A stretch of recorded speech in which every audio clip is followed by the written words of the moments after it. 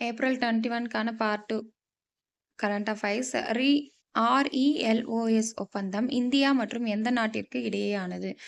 அப்படின்னா Russia. RELOS அப்படின்னா reciprocal exchange and logistic agreement. இது வந்து எப்ப கையெழுத்தானது அப்படின்னு பார்த்தீங்கன்னா, பிப்ரவரி 2025லயே வந்து கையெழுத்தானது.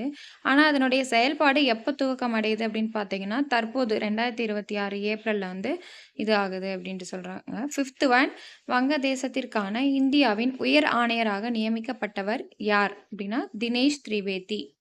6த் ஒன் தேசிய குடிமைப் பணிகள் தினம் எப்போது கடைப்பிடிக்கப்படுகிறது? அப்படின்னா ஏப்ரல் 21. ஸோ கரண்ட் அஃபைர்ஸ் வந்து பார்த்தீங்கன்னா, வீக்லி டெஸ்ட் இருக்கு. சண்டே 5 பிஎம்க்கு வந்து உங்களுக்கு வந்து டெஸ்ட் இருக்கும்.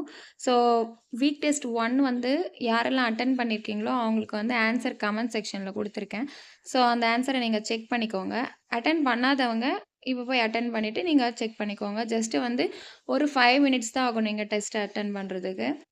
பட் நல்ல பெனிஃபிட்டா இருக்கும். நம்மளுக்கு வந்து டிஎன்பிஎஸ்சி எக்ஸாம் இந்த வரக்கூடிய குரூப் 2, குரூப் 4 2026க்கு ரொம்ப யூஸ்ஃபுல்லா இருக்கும். ஸோ சைட் பை சைட் நீங்க இதையும் பார்த்துக்கிட்டே வாங்க. ஸோ ஈஸியா வந்து நம்ம கிராக் பண்ணிடலாம். ஓகே. Thank you.